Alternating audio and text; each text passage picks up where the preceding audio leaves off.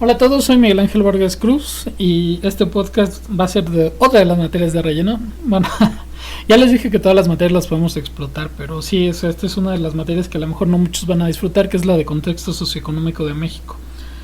Si están en matemáticas, obviamente a lo mejor van a tener cierta repulsión hacia las humanidades. Y este puede ser uno de los casos, pero pues bueno, tomando en cuenta que es una Universidad de México y que sí, generalmente van a estar ubicados en el contexto de México, por supuesto que les puede ser de utilidad. Si vamos a hablar de cuestiones específicas de México, hay temas que podemos tomar en cuenta. Por ejemplo, si lo quieren ubicar geopolíticamente, pues básicamente somos el patio trasero de los Estados Unidos. Y sí, eso tiene un gran impacto en temas económicos. Hay una dependencia grande hacia los Estados Unidos y viceversa. También somos una pieza clave para dicho país. Por otro lado, si hablamos internamente, hay problemas serios. O sea, arrancar desde México obviamente sí tiene sus amenazas. O sea, desde lidiar con la delincuencia, la corrupción. Las cosas aquí son diferentes. O sea, por ejemplo, cuando te enfocas en un mercado internacional, te puedes dar cuenta de que las empresas se basan en la eficiencia, se basan en el costo, se basan en las características, se basan en tu experiencia. O sea, son más críticos en cuanto a métricas. Cuando tú te refieres al mercado mexicano, muchas cosas se hacen por compadrazgo, se hacen por nepotismo, se hacen por amigos, cosas así. Entonces, los mercados son diferentes. Digamos, no basta con que tengas un gran producto o servicio, que tú seas un gran matemático, por así decirlo. Estamos hablando ahorita enfocados en matemáticas, obviamente.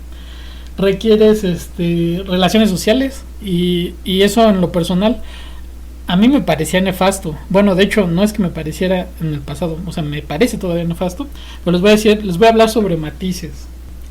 La misma fuerza que pueden tener algunos se puede convertir en su debilidad. Les voy a poner un ejemplo. Bueno, no sé si sea o sea, prejuicioso decir que muchos matemáticos no son precisamente muy extrovertidos, pero si fuera el caso de que no son tan extrovertidos, hay una ventaja. Por ejemplo, la escalabilidad cuando solamente te basas en relaciones es demasiado baja. O sea, por ejemplo, las empresas más grandes que se puedan imaginar le venden a todo mundo y no se pueden basar en relaciones. O sea, obviamente si hay muchas relaciones en bases locales y se hacen enormes células y se hacen enormes clusters de personas que a su vez tienen relaciones, pero eso es otra cosa, más que depender de las relaciones del dueño, por así llamarlo, hablando de a baja escala. Entonces, viéndolo así, si tú logras automatizar ese tipo de proceso y te vas hacia un mercado masivo, no requieres de las relaciones. En algún momento te pueden potenciar de alguna manera.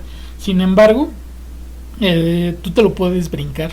Y eso es algo que lo he visto un poco. Bueno, de hecho nunca lo he visto que alguien lo tome. Bueno, que lo comparta así como se los estoy compartiendo ahorita. Es un tip que se me hace interesante. Obviamente hay empresas que pueden vivir de sus relaciones. O sea, por ejemplo, hay muchas empresas en México que ganan bastante dinero y que nacen un cliente, dos clientes, que se basan básicamente en sus propias relaciones. Pero la resiliencia es baja, porque por ejemplo, actualmente vamos a pensar que es por nepotismo o que es por amigos. Si la empresa desaparece o el amigo desaparece, la empresa quiebra. Entonces, la duda es, ¿están preparados para ese tipo de cuestiones? Y esa es una realidad de Latinoamérica. O sea, como les comento, no se basa tanto en la productividad. Y por ejemplo, si ustedes hacen, o sea, es que puedo hablar aquí de esto porque en matemáticas sí se hace así. Si ustedes son muy eficientes, sí hay mucho mercado. Generalmente en extranjero o en personas que son muy pragmáticas. Lamentablemente son las menos, pero hay un mercado interesante, obviamente.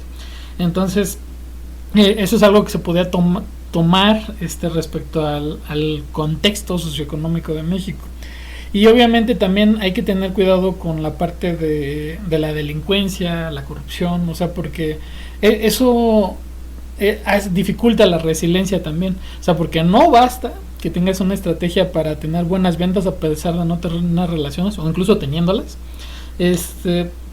tienes que cuidarte, o sea, tanto de delincuencia como corrupción, o sea, incluso, o sea, tienes que cuidarte de todos lados, incluso de los mismos, o sea, no del cuello blanco incluso también, o sea, hay que cuidarse por todos lados.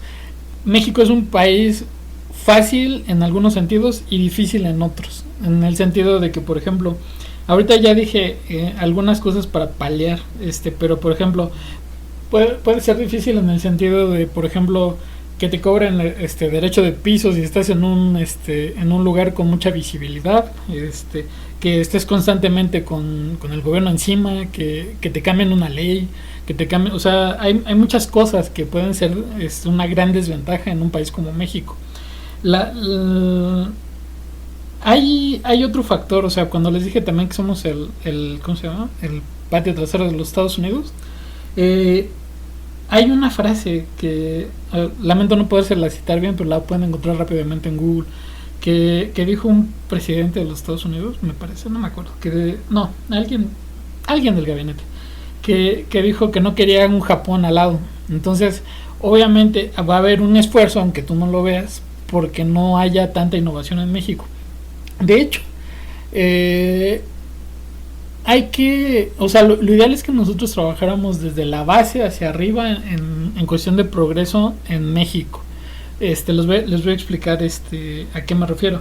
Por ejemplo, aunque el MIT suba su carrera de matemáticas o física a internet, bueno, obviamente te sirve porque tú puedes aprender muchísimas cosas, pero si tú quieres aprender cosas ya muy complejas, la manera de practicarlas solamente la vas a poder practicar allá. Entonces digamos que es básicamente un anzuelo. Sí te sirve y sí lo puedes aplicar en México, pero si tú quieres llevarlo al máximo y por ejemplo tú tienes una muy buena habilidad, como que automáticamente te vas a salir de México. Entonces eso es algo que bueno, o sea, se tiene que tomar en cuenta.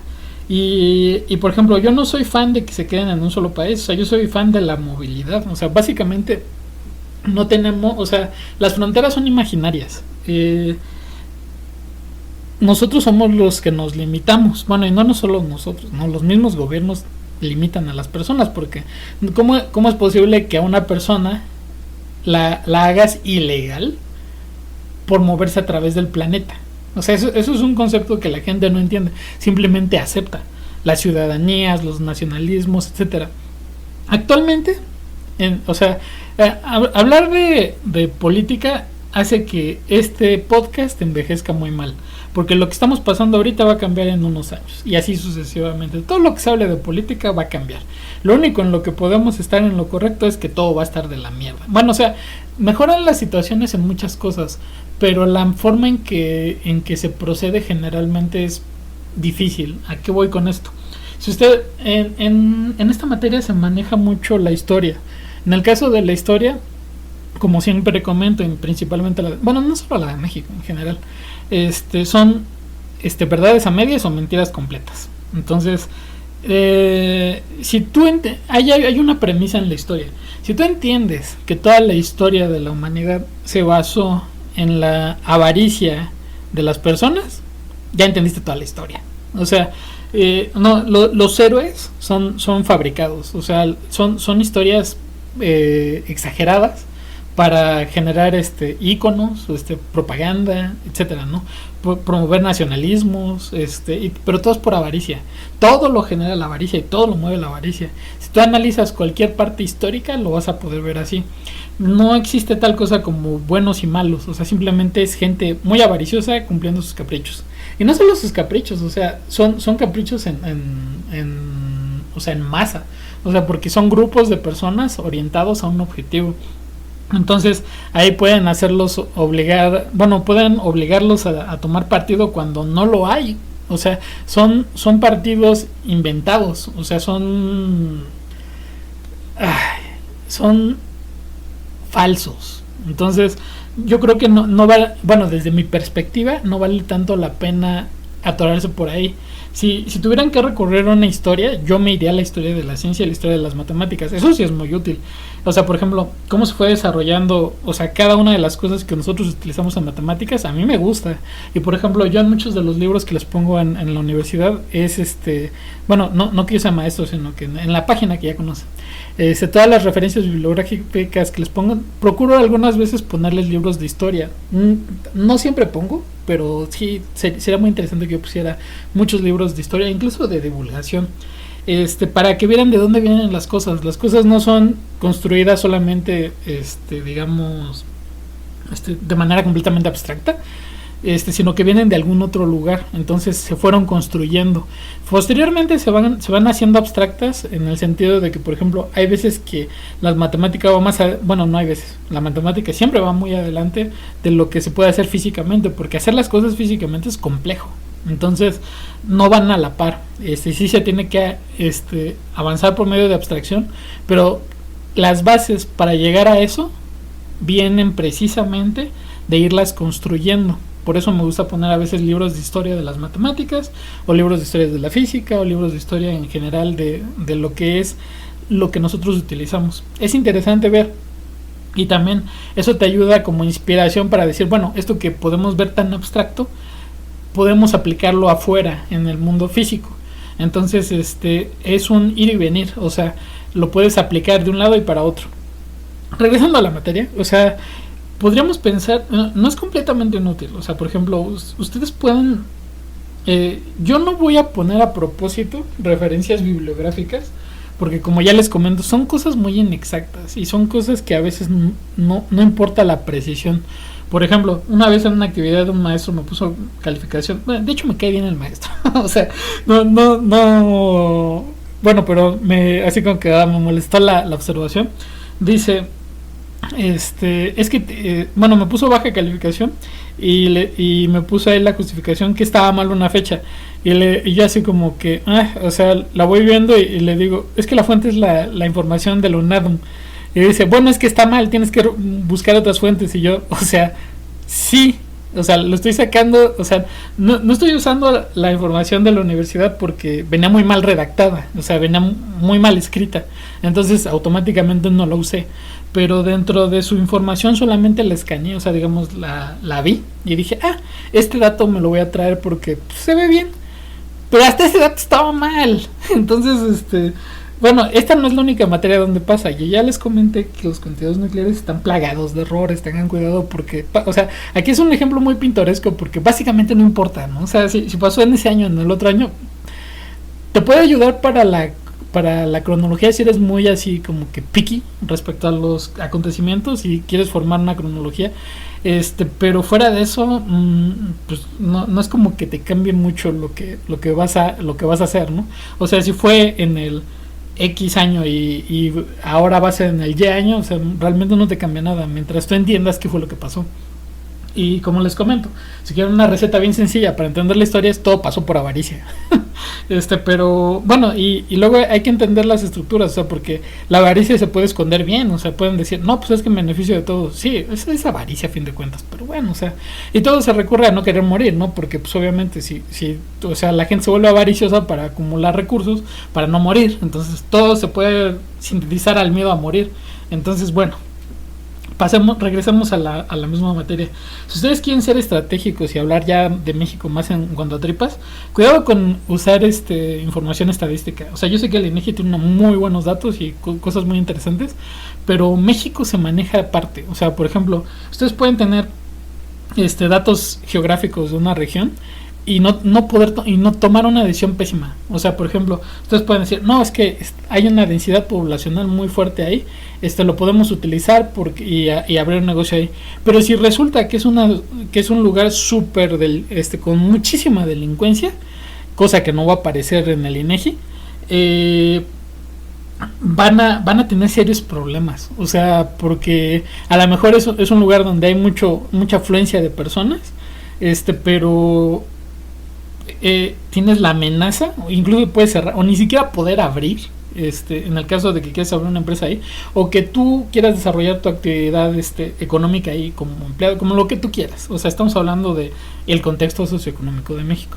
Entonces no basta tener solo los datos estadísticos, o sea, hay que hacer un análisis completamente local. O sea, tú no puedes tomar una decisión remota en México, tienes casi que verificar qué es lo que estás haciendo, o sea, obviamente en cualquier país, ¿no? Pero en México es una cuestión dramática, entonces no te puedes basar solamente en los datos para saber, o sea, pues, o hay cosas que son pues más que obvias, no toda la asentación poblacional está en la Ciudad de México, o sea, tampoco es como que tengas tantas opciones, ¿no? Que dices, que Monterrey tiene desarrollo, o sea, pero la densidad está en la zona metropolitana, o sea, pues tampoco es como que un secreto, ¿no? Sí te puede decir, o sea, sí puedes tomar mucha información, pero vamos, como les comento, si tienes un plan, tienes que ser así como que muy específico.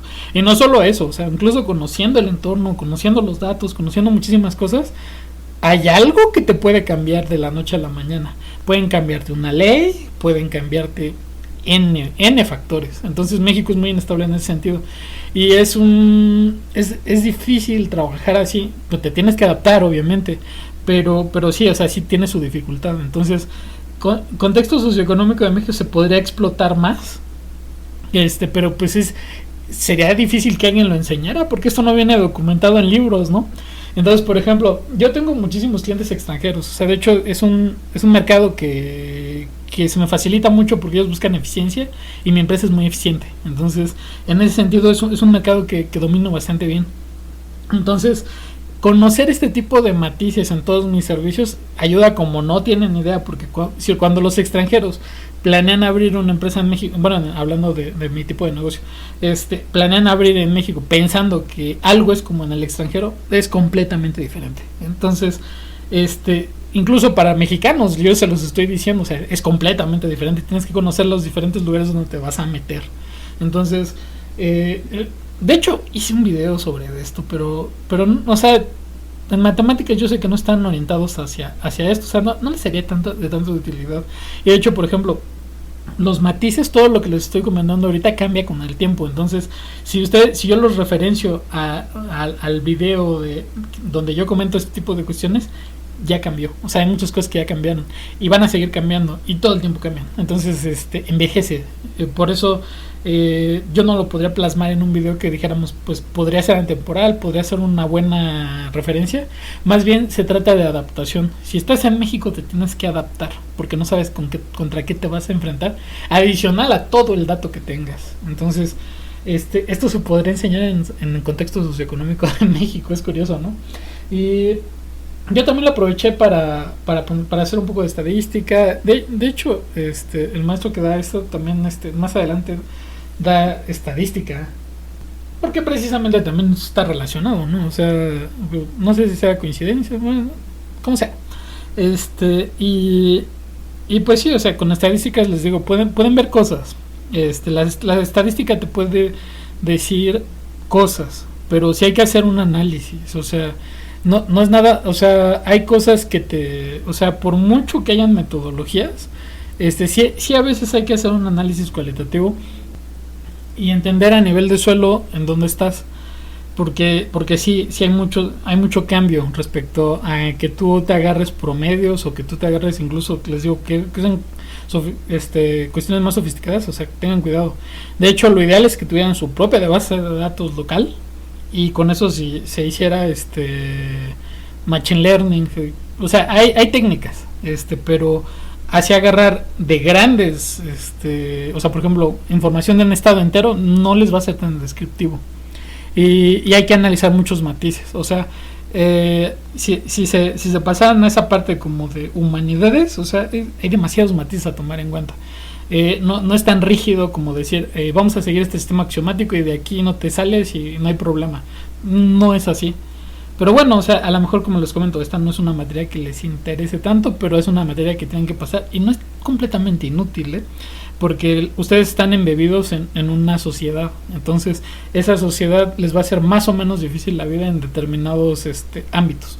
Entonces, como les comento, no voy a entrar mucho a detalle porque se va a quedar muy viejo este podcast si lo hago, pero sí hay, o sea, la clave es adaptación al cambio. Y también si mal no recuerdo, también tenía que ver con que hablaran un poco de la zona geográfica donde ustedes se ubicaran. Obviamente les sirve, o sea, todo lo que es local es útil, o sea, de todo vas a aprender un poco, incluso cuando tú te cambias de país o incluso cuando tú empiezas a operar en diferentes lugares, o sea, obviamente todo te sirve porque aunque no son las mismas condiciones, esa experiencia que vas teniendo y tú puedes esperar cosas que a lo mejor no van a pasar pero pueden ser útiles, o sea, entonces, o sea, les voy a poner un ejemplo. Ser muy desconfiado es muy bueno para análisis de riesgos, ¿no? O sea, y que créanme, en México sirve ser, o sea, es bastante útil ser muy desconfiado. Entonces, su profesión se va a ver muy impactada con el lugar en el que están, y este es un caso, ¿no?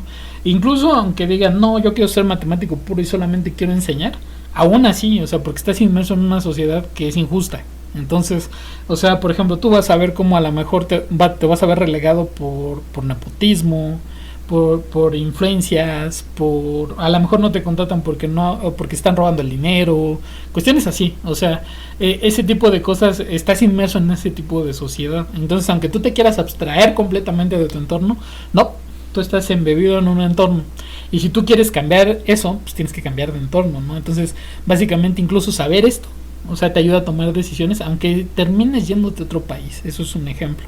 Entonces, en la materia también se ven modelos económicos, se ven cosas, ya no me acuerdo bien todo lo que se ve, y de ahorita no tengo aquí cerca del temario, pero sí son cosas útiles, pero como les comenté, hay que irse adaptando al cambio. Entonces, eso es algo como que deben tomar en cuenta para aquí y para adelante. Creo que esta es la última materia de relleno, ya las demás materias sí tienen que ver con matemáticas. Entonces, esta es, digamos, que la última materia reflexiva como tal, que les digo, o sea, para que la pasen sin aburrirse y para que la pasen sin ¿cómo podré decirlo? Sin asco. Es que a muchos no les, o sea, como a mí, o sea, aunque yo estoy inmerso también en humanidades, no, pues no me gusta como tal, o sea, porque por ejemplo, a mí me vas a evaluar con algo que es, digamos, ambiguo. Entonces, o sea, es algo que a mí no me cuadra, no sé si me entiendan. Entonces, aunque no te van a regalar la calificación, pues sí va a ser más sencillo, ¿no? En el sentido de que, bueno, o sea, tú lo metes, ya dependiendo de lo que el maestro espera de ti, pues te van a calificar. Pero no creo que vaya a ser, bueno, o sea, no lo sé, o sea, de que sea así como que tan preciso. Les digo, les puede pasar lo que me pasó de que me puso, que bajó un punto por la fecha, ¿no? O sea, pero, o sea, como les comento, es algo así como que un tanto indistinto, y no lo estoy justificando, ¿no? O sea, el contenido nuclear debería de haber estado bien porque no era copiar la fecha, pero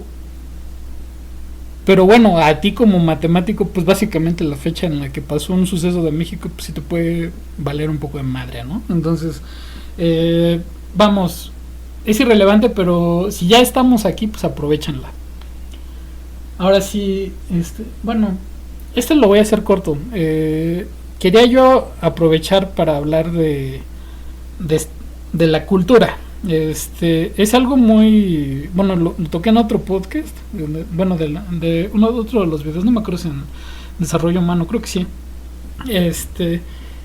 Voy a decir algo que es muy controversial, como lo que es de que yo detesto la cultura, y les voy a explicar por qué. Como matemáticos, o sea, a lo mejor se les hace sencillo entenderlo, pero como mexicanos no se les va a hacer sencillo entenderlo si están muy inmersos en la cultura. Les voy a explicar.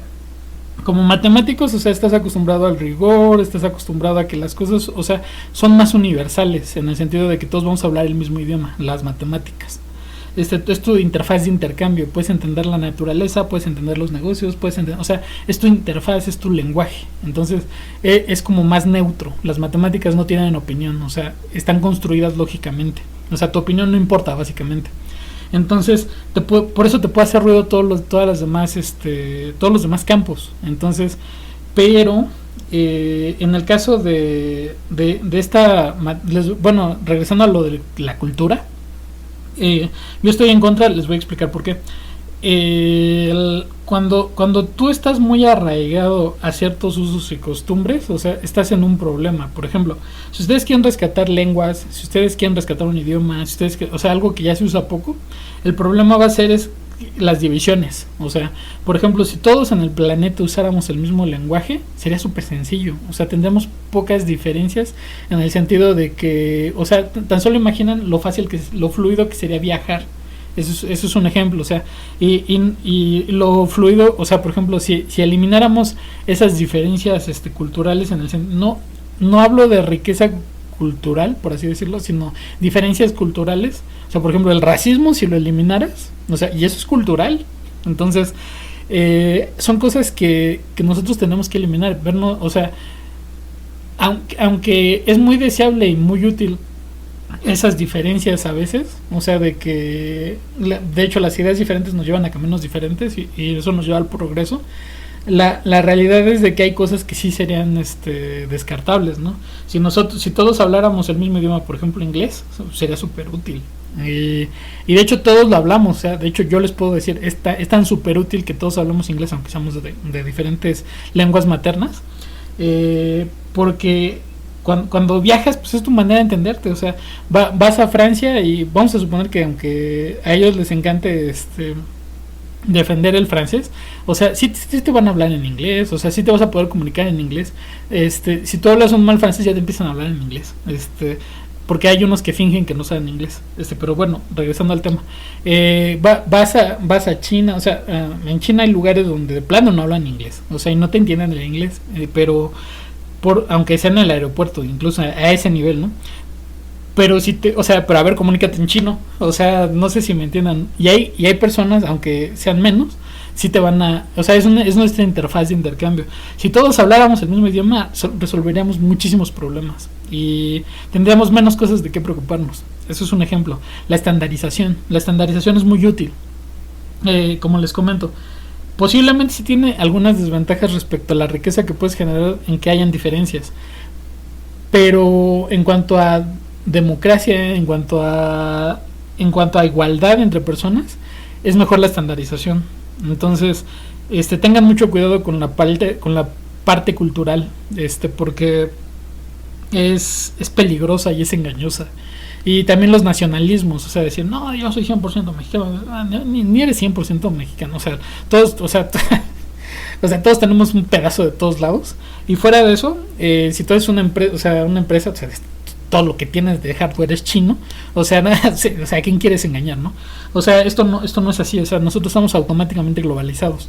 Lo ideal es que tuviéramos un tránsito libre a través de todo el planeta, o sea, no tendrían por qué haber personas ilegales, ¿no? O sea, eso se me hace el concepto más absurdo que hay. O sea, y es un concepto de segregación y eso lo hace también la cultura. Entonces, tengan cuidado con esa parte. Y como les comento, esto es controversial, solamente le estoy dando mi punto de vista.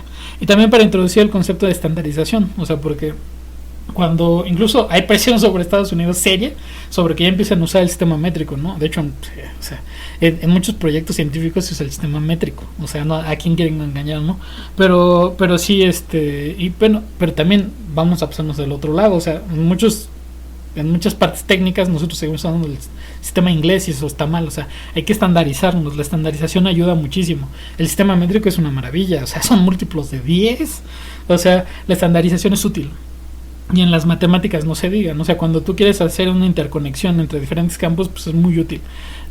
Para mí, la estandarización es muy útil. En el caso de México, si ustedes se enfocan solamente en el nacionalismo, va a ser muy problemático. No digo que no aprovechen las ventajas locales, o sea, pero sí, o sea, si entre nosotros más estandaricemos, mejor nos puede ir como humanidad. Pero bueno, ya se los dejo como meditación a ustedes.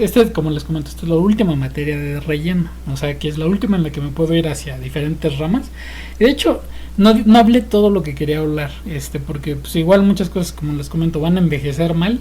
Y otras cosas son problemáticas tratarlas en YouTube, porque hay ciertos temas como que censurados. Entonces, pues ya lo voy a dejar hasta aquí.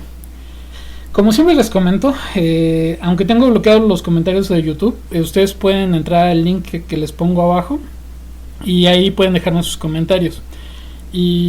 O pueden entrar directamente a mi blog y dejarme los comentarios o por ejemplo si están escuchando este video en la página donde tengo todos los contenidos de matemáticas, ahí también me pueden dejar su comentario y me aparece en la página de comentarios general.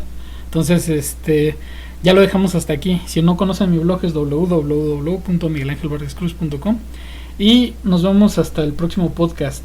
Ando algo apretado de tiempo, entonces es posible que me tarde un poco más en sacar los siguientes podcasts, pero veré hacerlo lo antes posible. Saludos a todos.